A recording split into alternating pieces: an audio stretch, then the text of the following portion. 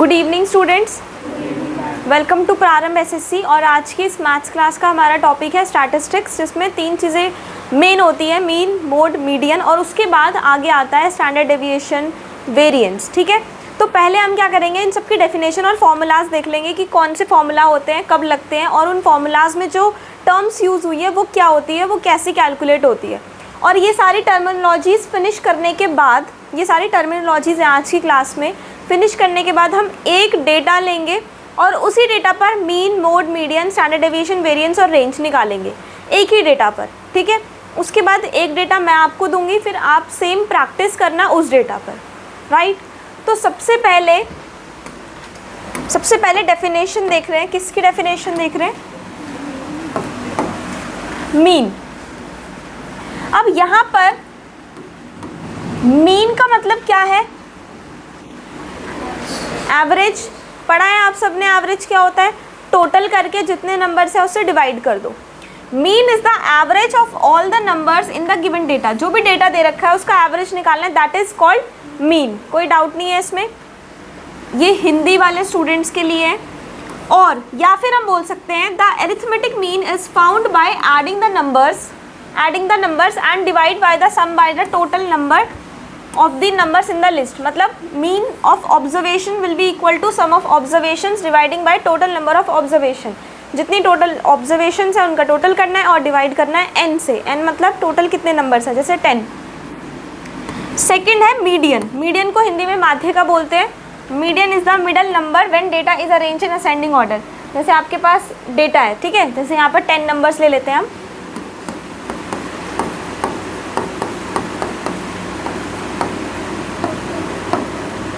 3, 7, 8, 9। अगर ये 9 डिजिट्स है, 9 मतलब ऑड है या इवन? ऑड। तो ऑड के लिए दूसरा फॉर्मूला होगा, और अगर इवन डिजिट्स होंगी यानी कि 10 या कोई भी इवन होगी तो उसके लिए दूसरा फॉर्मूला होगा। ये दोनों फॉर्मूलाज नेक्स्ट स्लाइड पे देखेंगे। Median is the middle number when data is arranged in ascending order. ये नंबर्स आपको दे रखे हैं, लेकिन आपको इन नंबर्स को पहले असेंडिंग ऑर्डर में कन्वर्ट करना है। असेंडिंग ऑर्डर मतलब छोटे से बड़ा या बड़े से छोटा कन्वर्ट करोगे, उसके बाद आपको n मिलेगा, फिर उसके हिसाब से आपको उसको कन्वर्ट करना है। ठीक है, median is the middle value. हम मिडल वैल्यू भी बोल सकते हैं उसको। List ordered from smallest to largest. छोटे से बड़े में जो हमें लिस्ट दे रखी है उसकी middle value is also called the median. Mean का फॉर्मूला पता चल गया। अब नेक्स्ट मीडियन। मीडियन का formula, if number of observation is even. अगर नंबर ऑफ ऑब्जर्वेशन इवन है, मतलब टोटल जो नंबर्स है वो 8, 10, 12, 14, 16 ऐसे हैं, तो फॉर्मूला रहेगा n/2 की टर्म प्लस n/2 प्लस 1 की टर्म अपॉन में 2। n/2 term plus n/2 plus 1 की टर्म अपॉन में 2। प्रैक्टिकली करेंगे, ठीक है। If number of observation is odd, और अगर ऑड है तो n+1 अपॉन में 2 वाली टर्म। जैसे अभी हमारे पास कितने थे? 9 थे। 9 + 1 अपॉन में 2 कितना हो गया? 10/2 कितना हो गया? 5th। तो जो 5th टर्म होगी ना हमारी, पहले तो आप नंबर्स को असेंडिंग ऑर्डर में अरेंज कर दोगे, फिर जो 5th टर्म होगी वो मीडियन होगा। ठीक है, और ग्रुप डेटा के लिए ये वाला फॉर्मूला होता है LM + n/2 - f/m × I। अब ये LM, FM, I क्या होता है? F क्या होता है? कैपिटल। एक स्मॉल है, एक कैपिटल है। ये होता है जब क्लास इंटरवल में डेटा दे रखा हो ना, ऐसे डेटा दे रखा हो। 0 to 5 का लिस्ट जो है वो 10 है, फिर 5 to 10 का 25 है, फिर 10 to 15, 15 to 20। तो इस तरह के डेटा में हम ये वाला फॉर्मूला लगाते हैं जब क्लास इंटरवल दे रखा होता है। ठीक है, यहाँ पर n का मतलब टोटल फ्रीक्वेंसी है, f का मतलब है cumulative frequency of class before the median. इसमें हमारा ये फर्स्ट नंबर भी यूज़ होता है, इसमें डिफरेंस भी यूज़ होता है, काफ़ी चीज़ें आ जाती है इसमें। तो अभी आप यहाँ तक रखो, सिर्फ फॉर्मूलेज तक रखो अभी। ठीक है, कैसे यूज़ करना है वो जब एक एक फॉर्मूला करके बताऊँगी तब बताऊँगी। फिर आ गया मोड। तो मोड बहुत सिंपल है, बट इसका फॉर्मूला भी होता है। अगर डेटा सिंपल दे रखा है, जैसे मैंने अभी लिस्ट लिखी थी एक वो अगर सिंपल डेटा है तो हाईएस्ट फ्रीक्वेंसी या फिर most common number of data is called mode. जो नंबर ज़्यादा बार आ रहा है ना उस डेटा में वो मोड है। सिंपल, ठीक है। जैसे एक डेटा मैं लिख रही हूँ, बताना मोड क्या है।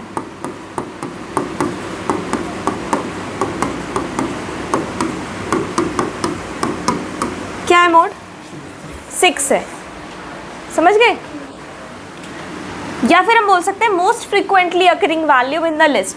मोड का फॉर्मूला अगर आपको ये इंपॉर्टेंट है क्योंकि ट्रिक से निकल रहा है, कोई लंबी कैलकुलेशन करनी नहीं। अगर आपको क्वेश्चन में मीडियन दे रखा है और मीन दे रखा है, मीडियन और मीन दे रखा है तो उससे आप मोड निकाल सकते हो। या फिर मोड दे रखा है और मीन दे रखा है, मीडियन निकालना है, या मीडियन और मोड दे रखा है, मीन निकालना है, ठीक है ना। तो ये वाला इंपॉर्टेंट हो जाता है फॉर्मूला, क्योंकि ऐसे क्वेश्चन आने के चांसेस होते हैं जिसमें टाइम कम लगे, दिमाग ज़्यादा लगे, तो वो ये इससे भी आ सकता है question, right. Mode of the group data, और अगर डेटा ग्रुप हो यानी क्लास इंटरवल CI के साथ डेटा दे रखा हो तो कौन सा फॉर्मूला लगाओगे? ये वाला फॉर्मूला लगेगा। L प्लस H ब्रैकेट में FM minus F1 upon F1 minus F1 plus FM minus F2। अब ये FM F2 क्या होता है करेंगे ना, एक एक क्वेश्चन करेंगे तसल्ली से, कोई जल्दबाजी नहीं है और बहुत ईजी है ये, क्योंकि इसमें बस आपको यही तो निकालना है कि H क्या है, L क्या है, ठीक है, FM क्या है, F1 क्या है। अगर आपने ये फाइंड कर लिया तो इस फॉर्मूले में लगा के माइनस और डिवाइड करना है बस, राइट। और तो कुछ नहीं है ना, यहाँ पर एक्सप्लेनेशन है ना बस फॉर्मूले की। रेंज, फिर आ गया नंबर 4 पर range. Range is the difference between, मतलब डिफरेंस बिटवीन है किसका? Largest number and smallest number of data. जो डेटा गिवन है उसमें लार्जेस्ट नंबर और स्मॉलेस्ट नंबर की difference is called range. Frequency, the frequency of a particular value is the number of times the value occurs in a data. Frequency मतलब particular data कितनी बार आ रहा है। Frequency of observation refers to the number of times of an observation appears in the data. For example, the frequency of the number 8 in the following list is 4 because it's occur 4 times. 8 कितनी बार आ रहा है देखो, 1 2 3 4, तो 8 की frequency क्या हो गई? 4 हो गई। समझ गए कि नहीं? क्लियर है, ये टर्म क्लियर हो गई। फिर नेक्स्ट आ जाता है, मतलब रेंज में ही रेंज का ही पार्ट है ये, देखो रेंज की फ्रीक्वेंसी, रेंज का फ्रीक्वेंसी डिस्ट्रीब्यूशन। फ्रीक्वेंसी डिस्ट्रीब्यूशन को आवृत्ति वितरण हिंदी में बोलते हैं। A frequency distribution is a representation either in a graphical or a tabular format that displays the number of observations within a given interval. इसमें भी आपको इंटरवल्स में डेटा दे रखा होगा, ठीक है, ऐसे दे रखा है। अब इसको आप किस तरह से, जो आपके पास डेटा है उसको आप किस तरह से ग्राफ पर रिप्रेजेंट करते हो, this is called frequency distribution.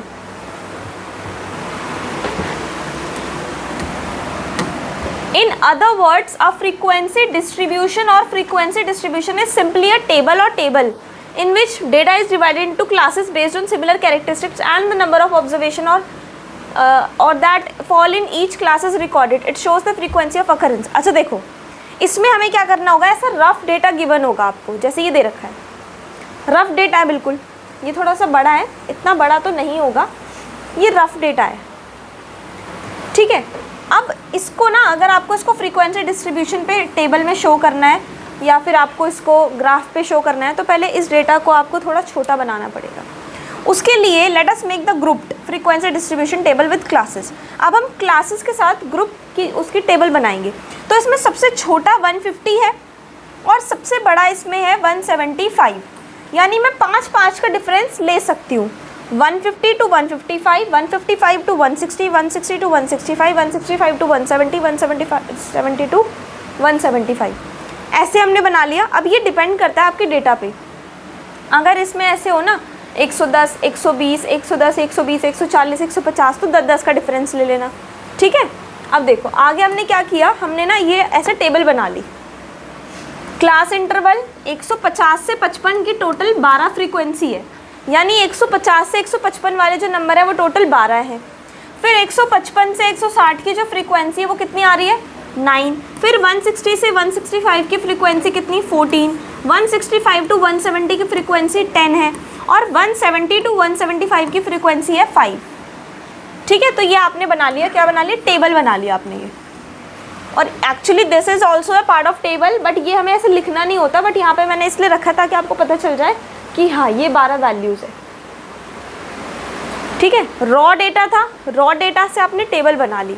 From the given data and above table we will observe that 35 students, more than 50% of the total students are shorter than 165 centimetre. मतलब इससे हमने ये देखा कि 50% से ज़्यादा बच्चे 165 सेंटीमीटर से छोटे हैं, 165 सेंटीमीटर से छोटे हैं। टोटल 35 है क्या, काउंट करो एक बार, 15, 14, 12, 21, 10, 30, 40, 50, टोटल 50 है, मतलब 35 है अप्रॉक्स। 15, 160, एक्चुअली ये 160 होना चाहिए था। 160 सेंटीमीटर से, मतलब ये वाला जो पार्ट है ये 50% से ज़्यादा है ना, इससे ज़्यादा है ये 50% से, ये 160 होगा। अब इसका आपने डेटा, इसका आपने चार्ट बना दिया। इसमें कोई दिक्कत होती है किसी को, इसमें कोई दिक्कत है? इसमें क्या करना है, यहाँ पे आपको चार्ट बना देना है ऐसे। यहाँ पर आप क्या रखोगे, ये रखेंगे 5, 10, 15, 20 ऐसे रखोगे। ठीक है, या 2-2 का रखना है, 2-2 का रख दो, ज़्यादा तो है नहीं। 2, 4, 6, 8, 10, 12, 14, 16। फर्स्ट क्या है, 150 to 155, कहाँ तक जा रहा है ये, 12। 150 to 155, 12। फिर क्या है, 9। उसके बाद फिर 10 और उसके बाद 5। फिर यहाँ बीच में ना हमें ऐसे लेनी होते पॉइंट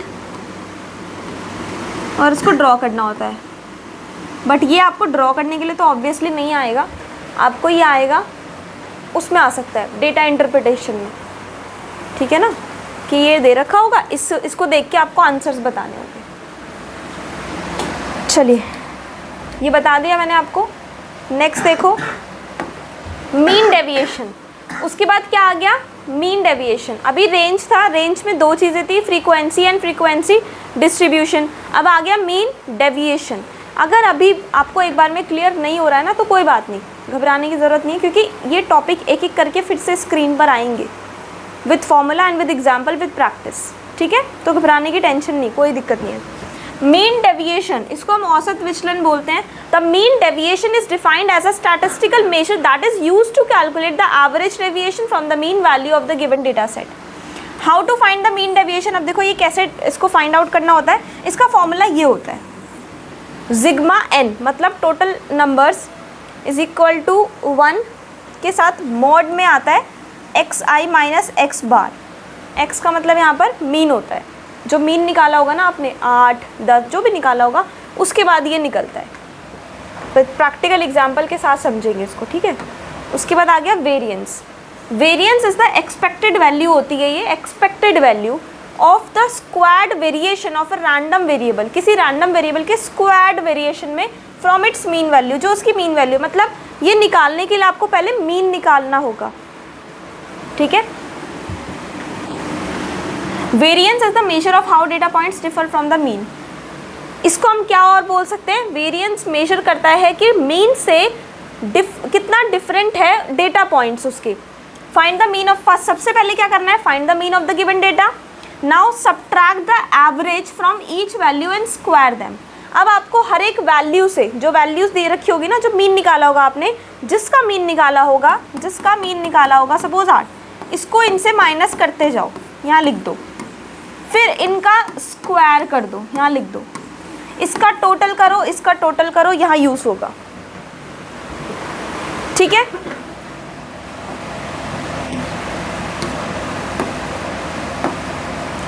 उसके बाद स्टैंडर्ड डेविएशन आ जाता है। Standard deviation is the positive square root of the variance. Variance का स्क्वायर रूट, जो वेरिएंस निकलेगा उसका स्क्वायर रूट कर दो, स्टैंडर्ड डेविएशन निकल गया। ठीक है, इट इज़ एब्रीविएटेड, इसको एसडी बोला जाता है, और इस सिंबल से डिनोट करते हैं इसको। It tells about the value that how much it has deviated from the mean value. सबसे पहले मीन निकालना है आपको, उसके बाद find the square difference from the mean. Mean का स्क्वायर डिफरेंस निकालना है। वेरिएंस का जो फॉर्मूला होता है that sum of square difference upon the number of observation. Variance निकल जाएगा, उसके बाद आपको स्टैंडर्ड डेविएशन में ये वाला फॉर्मूला लगाना होता है, ठीक है। या फिर यहाँ ये तो हमने यहाँ निकाल लिया होता है, ये निकल जाता है तब तक, बस इतना करना है आपको। Variance S D is equal to under root variance. अगर वैसे ये इसका जो नंबर आता है थोड़ा छोटे में आता है और पॉइंट्स में आता है, मोस्टली पॉइंट्स में आता है। अब एक क्वेश्चन सॉल्व कर लेते हैं। देखो बहुत इजी क्वेश्चन मैंने रखा है यहाँ पर। एक डेटा मेरे पास यहाँ पर दे रखा है, इस डेटा का मीन निकालना था। फॉर्मूला होता है सिग्मा एक्स अपॉन में एन। सिग्मा मतलब सम ऑफ ऑब्जर्वेशंस अपॉन में टोटल नंबर ऑफ ऑब्जर्वेशंस। इसको सम कर दिया और 10 से डिवाइड कर दिया, क्योंकि टोटल ये 10 वैल्यूज़ थी मेरे पास। टोटल 72 आ गया और 10 से डिवाइड कर दिया तो 7.2 क्या आ गया? मीन हमारा आ गया 7.2। उसके बाद मैंने ये सॉल्व करके रखा है, अभी कर लेना, रुक जाओ। सेकंड मोड, तो मोस्टली फ्रीक्वेंसी डेटा जो था 7 आ रहा है 3 बार, तो 7 हमारा क्या हो जाएगा? मोड। देखो इस डेटा में जो 7 है वो 3 बार आ रहा है और कोई नंबर 3 बार या उससे ज़्यादा नहीं आ रहा, तो 7 इज़ द मोड वैल्यू। उसके बाद मीडियन निकालना है। मीडियन निकालने के लिए 1 2 3 4 5 6 10 है ना टोटल, यानी इवन है, तो फॉर्मूला कौन सा लगेगा? n/2 plus n/2 plus 1 upon में 2, ठीक है। तो यहाँ से आपकी जो मिडल टर्म्स हैं, एक तो ये वाली टर्म हो गई n/2, फिफ्थ आएगी ना, फिफ्थ टर्म ये हो गई फिफ्थ टर्म, और सिक्स टर्म ये हो गई, तो ये आपका हो गया 7 + 7 अपॉन में 2। ये आया समझ या नहीं? n निकालने के लिए क्या करना होता है? टोटल गिनना है ना, ये कितने हैं? 10/2 टर्म प्लस 10/2 प्लस 1, ये आ गया 5 प्लस फिफ्थ, ये प्लस ये कितना आएगा? 5 + 1 6, सिक्स्थ टर्म अपॉन में 2। फिफ्थ टर्म कौन सी है? 7 है। सिक्स्थ टर्म कौन सी है? 7 है, अपॉन में 2, 14/2, यानी ये भी क्या आ गया? 7, यानी मीडियन भी 7 है और मोड भी 7 है। मीन हमारा 7.2 था, मोड 7 है और मीडियन भी 7 आ गया। अगर ये नंबर मैं इसमें से 10 हटा दूँ तो इवन हो ऑड हो जाता, तो 9 + 1 अपॉन में 2, तो फिफ्थ टर्म जो 7 है वो होता आंसर, तो भी 7 ही होता अगर ये ऑड होते तो। उसके बाद रेंज निकाल दी, मैक्सिमम माइनस मिनिमम। मैक्सिमम उसमें 10 है, छोटा से छोटा नंबर 5 है, 5 आ गया। लेकिन अगर ये अभी तो सिंपल डेटा है, अगर ये क्लास इंटरवल के साथ हो तो थोड़ा सा मेथड बदल जाता है, ठीक है ना, वो कर लेंगे, कोई दिक्कत नहीं। वेरिएंस निकालने के लिए आपको मीन माइनस मीन का डिफरेंस अपॉन में स्क्वायर करना है और अपॉन में n करना है। तो टोटल आप इसको कैलकुलेट करोगे 23.6 आएगा। उसको टोटल कितने थे? 10 से डिवाइड कर दो, 2.36, एक पॉइंट शिफ्ट हो जाएगा बस। उसके बाद वेरिएंस निकल गया था 2.36, इसका रूट कर देना, 1.54 आएगा बस, इसमें और कुछ तो है नहीं। तो ये हमने देखा कि हमारा मीन ये आ गया, मोड, मीडियन, रेंज, वेरिएंस और स्टैंडर्ड डेविएशन आ गई, यही चीज़ें।